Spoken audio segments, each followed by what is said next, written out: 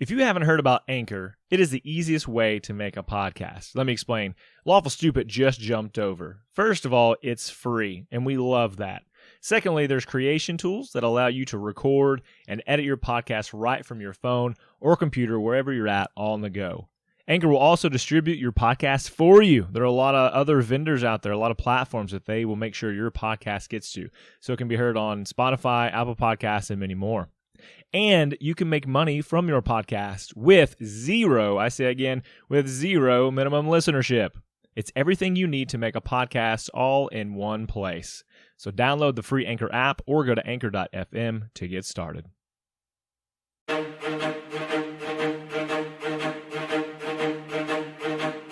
Hello everybody, and welcome to Campaign 2 Lawful Stupid Minisodes. I am your new DM. I know, the old one's dead, and I'm not sorry about what I did, and I was not convicted, so you can't do anything about it. Double jeopardy. I am joined by the wonderful and talented and newest member of our cast. Hello. Rocks and Rolls, a.k.a. Ray. Say hello, Ray. Hello. This is your opportunity. I know. Hey guys, it's fun to meet you, I guess. I mean, I've met a good number of you already, but I'm very excited to share this new, fun, wacky adventure that I'm sure will not be sad at all with you guys. And yeah, I'm super excited to get on into it. We're very pumped to share this story with y'all, and very excited to go and get into the story, which will surely be full of laughs and joy and very many goofs. Mm-hmm. I feel so bad saying it. Do you want to tell us how our story begins? I'll let you. Okay. Our story begins with the sound of a dagger being sheathed. The ring of metal on metal, quiet as a birdsong, nearly lost amongst the roar of flame. Yeah, so, you're on a ship. It's your home. And the waves crash in around you. And the fire roars.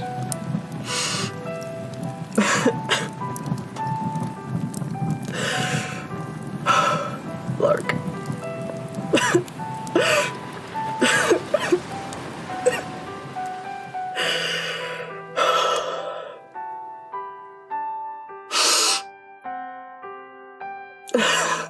I don't know. Lord of the grasping waters, master of tempests, hear your servant. Why? Why?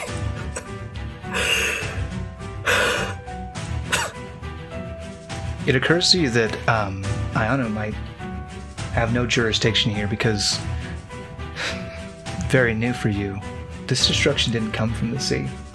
It came from above. Some giant aerial ship came through in the night and rained destruction on your crew, and you don't know why. And you look around and you can hear the moans, the crying, the pleading of dying men and women, and it's not unfamiliar to your ear.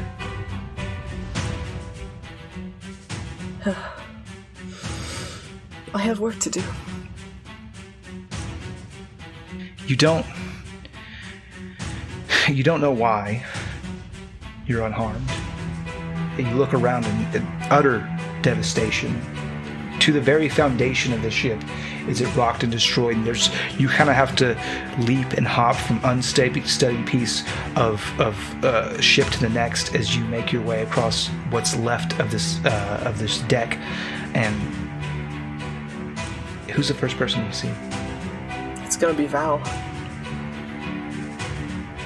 It's gonna be my mother. Tell us about her. She is the strongest woman I've ever met. A big, burly Goliath of a woman.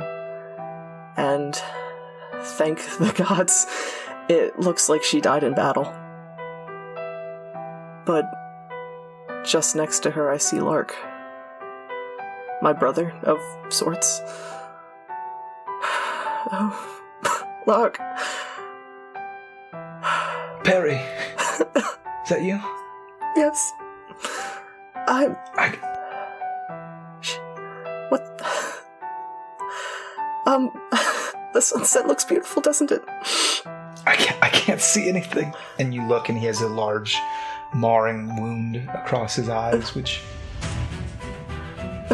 you just see red. I'm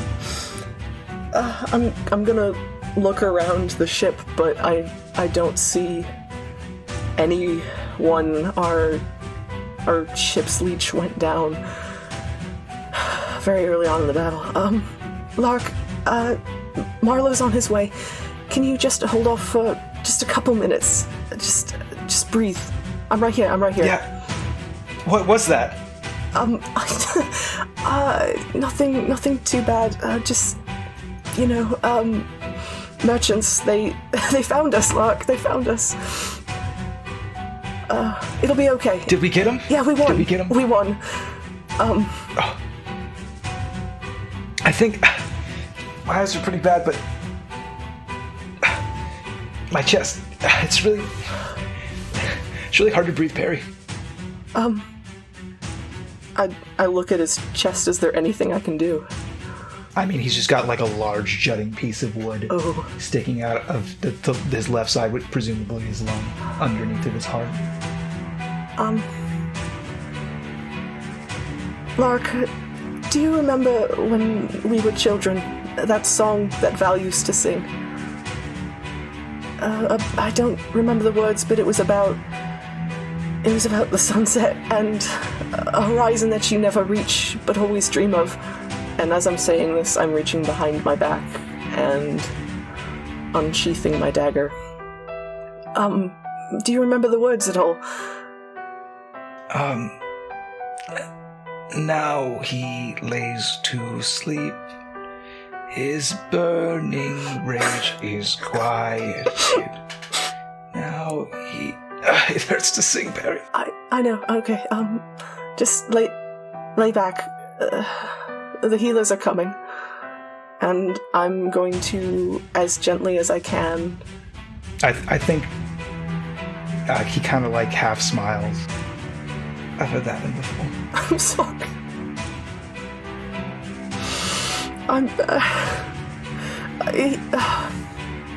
He lays back, kind of tilts his chin up to the sky. Okay, then you know how this goes.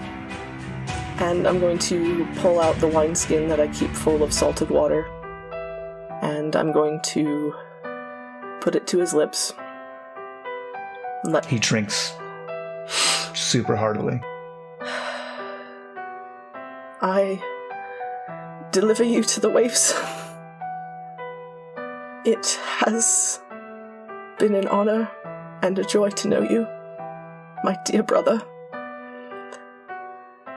And I draw my dagger across his throat.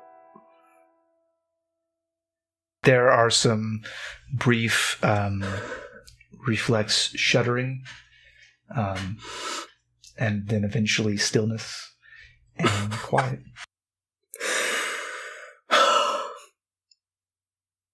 Okay. I'm standing up, I'm looking around. Who else do I see? I think next you'll probably see Otto in what's left of the crow's nest that's kind of, shattered and plummeted to the ground. I'm gonna walk over. Is he... Hello, Otto. How are you feeling? He does not respond. It appears that he is unconscious.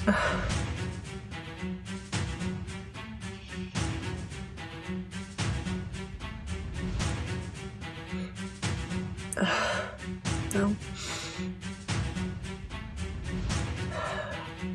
I'm guessing there's no hope for him if he's not answering me. That's your character decision to make. Yeah, I forgot that part. He's breathing. There's a lot of blood. And it looks like you can see in his head, if you've been down his adorable tiny halfling head, you would see there's a large gash there where he's hit his head on the deck, and you can see the skull. All right. I'm going to kneel down next to him. Take his head in my lap. Tilt his chin up. Give him just a splash of salt water. And then draw my dagger across his throat. Lord Iono, I deliver to you Otto Hemmings, a dear friend of mine. May he find your embrace in a better peace than he did on this ship.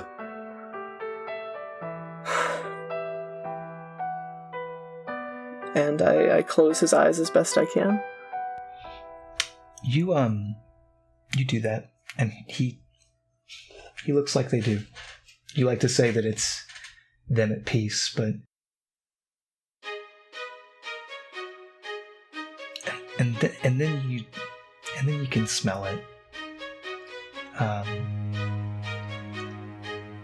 It's burning meat.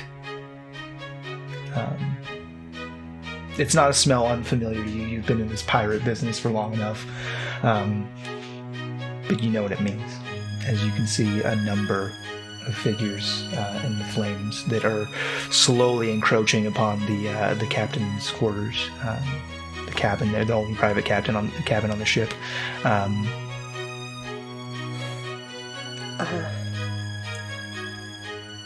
Do I see any bodies in the fire that look like they're still moving of their own accord?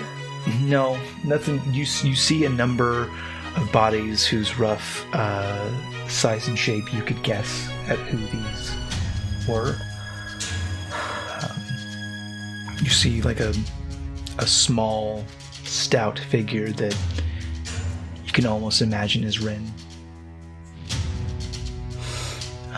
You can see a small, very small form that it could be a gnome.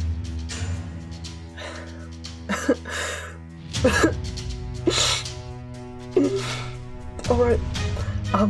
I can't do anything for them anymore, so I'm going to try to find Law.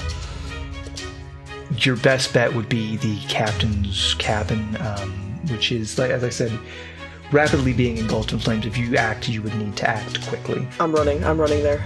Yeah, you run through there, you burst through the door, kind of have to leap through some flames to make that happen, and you see him. There's a back window there that's completely busted out. There's broken glass everywhere. You see the trail of blood from the broken glass in the window leading up to where you stand now as you look down and you see the form of Law still crawling isn't the word, more like scrambling, mostly fingertips at this point, trying to make you the door, and he kind of isn't able to look up, kind of turns sideways and faces towards you. I'm dropping down to my knees to be with him. Law, fancy seeing you here. Perry. Well, I didn't think it would be quite. How's the crew? They're taken care of, just like you showed me. I see. I'm sorry. I'm so sorry. Any survivors? A few of our hired hands from the last port, but well, thank God for that. No one who matters. Well, one of them. At least you did. If there was one person to survive, I would have honestly opted for the doctor, for the leech, but priest is a close second.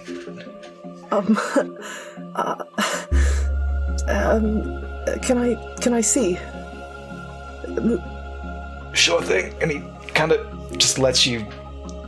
He lets you do him a flop. I'm so sorry. This is poetic language. He lets you do him a good flop onto his back, and He is, there are bits of him all along the trail from the window to here, as he seems to have suffered a wound to his stomach.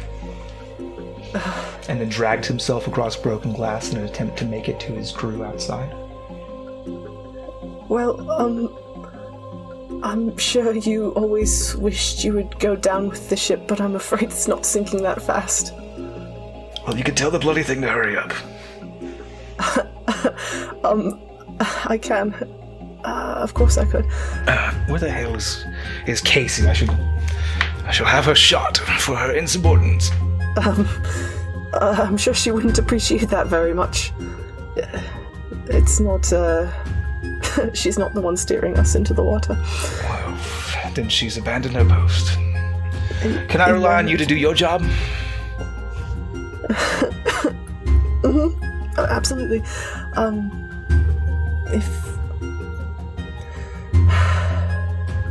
Of course, one last drink. Please. And I hand him my wineskin of salt water. He takes a big swig and gargles it before eventually drinking. I got into the wrong business. Somewhere out there's people who get to drink wine when they die. Yes, some people live that long to see that be what kills them, but unfortunately for you, it has to be your student. Well, Iona's had his eye on me for a long time. I'm pretty much like a prize vessel to him, so... You've had a good run. Don't keep him waiting. And he closes his eyes and lays back. And I draw my dagger across his throat. Lord Iono, I'm sure you're tired of hearing of me from now. But to you I deliver your servant Law, who kept my family safe along the waves. Someone who is close to my heart and will always live in my memories. And I have, and you have, him to thank for this swift delivery. I sheath my dagger. The only answer is silence, as, well, silence broken by the creaking of wood that appears to be giving away around you as the flames continue to eat away at the cabin. I'm gonna get back onto the deck. I want to see the sky. It's an ordeal, but, and you kind of scuff your hands up and burn them as you open up the door, but you're able to make it out to the deck and survey the horror around you. I mean, there's no other real word for it. It's horrible. And it's this flaming ship full of your family, burns very slowly, sinks. Over the course of the next hour or so, I take account of every member of my family. I thank the God I have served for over 2 decades for everyone I find dead already, and I deliver to him the others. And then I sit on the deck and I watch as those... I want to call them scoundrels, but they're just good sailors. Those that we hired at our last port somehow made it through. Why did they make it through? As they rigged together the last of our boats, and they row away. I think before they leave... Come on, Miss Perry! It's time to go! You can't stay here any longer! I can and I will. I'd like to see you try otherwise. And one of the man who shouts at you, one of his fellows, kind of puts a hand on his shoulder and just shakes his head. They row away. As you're left, I think in this time the flame has been spreading across the deck, and I think that there's a small area at the very fore of the ship that is still untouched by the flames. As there's a... don't know if it's symbolic, I don't know if it means anything, but there's an occurrence happening on the ship where as it sinks, the rear half of the flames are being put out by the ocean as the ocean itself claims the ship, as it kind of goes nose up, and the only position remaining is where you sit. I just sit down, lean against something. I'm trying desperately not to look at the bodies I've wrapped in canvas.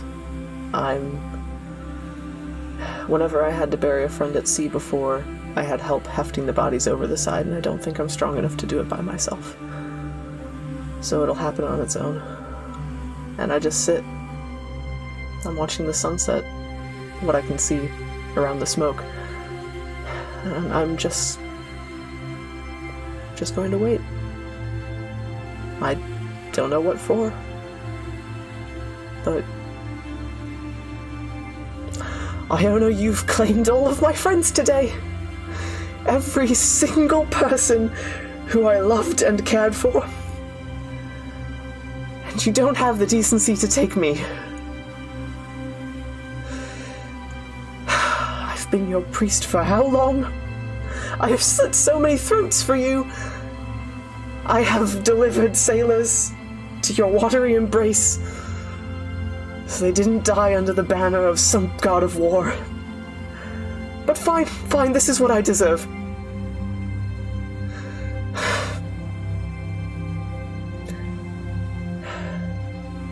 And I'm just gonna wait. And it is a matter of time, as slowly and surely the ship is carried into the sea below, and eventually yourself as well. Did you have the inclination to weigh the canvases at all of the bodies? Of course, I've been doing this long Okay, enough. I figured. So they're not like floating out. That would be weird. So it's just you. Are you wearing your armor? You wear. I would have. Yeah. We just came from a battle. It does not take long before you are sinking rapidly into the very cold water of the Sapphire Sea. It is dark. Are you trying to swim at all, or are you just... I'm just falling. I think the human body is designed to keep itself alive, so it takes a good while for me to get my lungs to let me inhale the water. And you taste the salty water. The brine that you are used to delivering finds its way to you. I'm gonna close my eyes. I'll see them soon. You close your eyes as the burning in your chest becomes a cool sensation. You feel heavy and you feel sleepy, and then it's darkness. And you can't even hear the water around you anymore. But you hear a voice, as calm and as smooth as the ocean. And it says, "Fair winds are coming."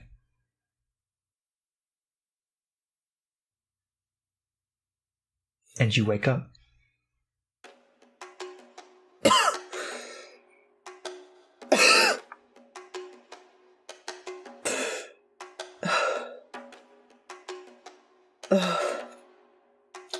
You made it!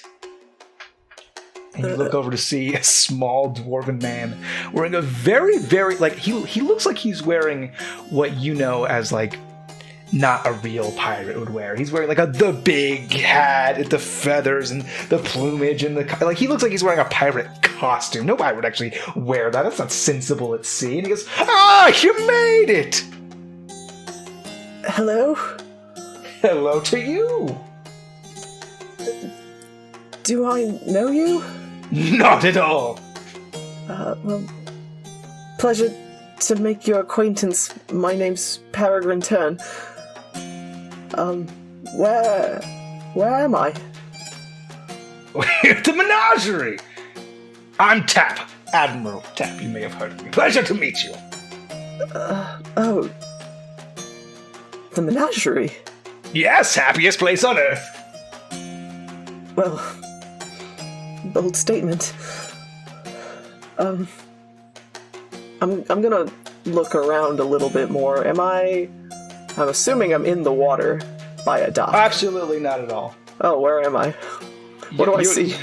You find yourself in a small wooden room. It looks kind of like your captain's quarters did, but no, there's no fancy, decoration or furniture. It's just pretty simple. It looks like sleeping quarters. There's just the one bed there, and there's not even a chair for this dwarvish Captain Admiral to sit in. He's just standing there. Do I have my armor on still? Do I have all my stuff with me? I would think probably not. Whatever clothes you were wearing underneath your armor, you're still wearing, but your armor is like in a crumpled, soggy heap next to you on the floor. My memory's a bit hazy. How did I get here? Well, you went swimming in a full suit of iron armor, which was, fucking dumb. You did that. Cardio, my friend. Well, you fucking earned it. You did so much cardio that your ticker stopped. Oh. It started up again, don't worry. So how did you... Where was I swimming? In the Sapphire Sea. I'll explain.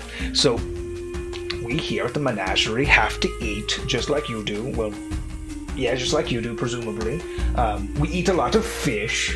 It's kind of like a large portion of our diet. So what we do is we get these big fucking nets, and he sticks his arms out as wide as a dwarf's arms can go. These big fucking nets, and we scoop up all kinds of shit from the ocean. We eat most of it, but some of it's not great. And then sometimes you're in them. You're the catch of the day. Oh, well, I haven't heard that one before. Is there a temple nearby? Not really the kind of place for church-going folk. That's a shame to hear. Thank you for your kindness, but I must be going. You can't go today! Pardon? You can't go today! It's a very special day! You can't leave! What day is it? And then you hear in the distance, almost serendipitously, you hear the sound of many voices kind of chanting together, quiet at first, and it gets louder until eventually you hear it. Everybody, clap those hands! That's where we're in the session. Okay. Wild. And if you want to know what happens, you'll have to listen to the episode 1 of Campaign 2 of Lawful Stupid. Because that's where the answers will be. And I'll be there, and Ray will be there, and Savannah will be there. I'll presumably be there as well. Devin will be there. Not Dwayne. He's not invited. That's what he deserves. That was what he did last campaign. He sat on the throne for too long. Yeah, well, he'll know what the dungeon's like in the Dungeons and Dragons. Yeah. Well, this was fantastic. Thank you for breaking my heart, session 1. Yeah. No, you're super welcome. I would do it. 2 or whatever. Now that I know that you like it, I'll do it for the rest of the campaign. Thank you. I'm sorry for that bit at the end where I brought like a lively character with jokes and things to say. Won't happen again. Just send me a list of more people your character loves, and we'll just go through a horror sequence one by one of them dying. Yeah, I'll just DM that to you real quick. Yeah. List of people Peregrine has ever cared about. All of them. Just merchant that was nice to me one time. Oh no, he gets the worst. Oh yeah, no, that one guy we hired that one time who made really good cake. Cake man dead forever. Actually, it was baked into a people cake. Oh. Alive. Thank you. Neat. by Peregrine. Her last birthday. I knew Anyway, there was so this has been something- this has been the comedy D&D podcast, Lawful Yeah, it's been Stupid. great. Is there anything you want to say to the people, Ray? This is your first time meeting a global audience. And by saying global, I mean some of you motherfuckers are in Australia. That's as far true. away as you can be as a people. That is pretty much as far away as you can be. Just again, thank you so much for inviting me into this fun, wacky family. Oh, don't thank me. I voted against you. Oh, well, okay. I'm just gonna hang on. I need to look up how to kill the DM in D&D. Just Okay, roll, yeah. roll real good. It just says roll, real, underlined, bold, hyphens around it, quotation marks. Really good. Really good.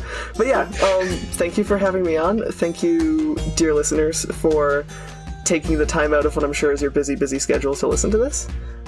And I hope you guys all have a good time listening to Campaign 2. Yeah, thanks all y'all. It was really good to see you. We gotta say goodbye now. No other comments except for thank you so much and goodbye. Goodbye, I love you.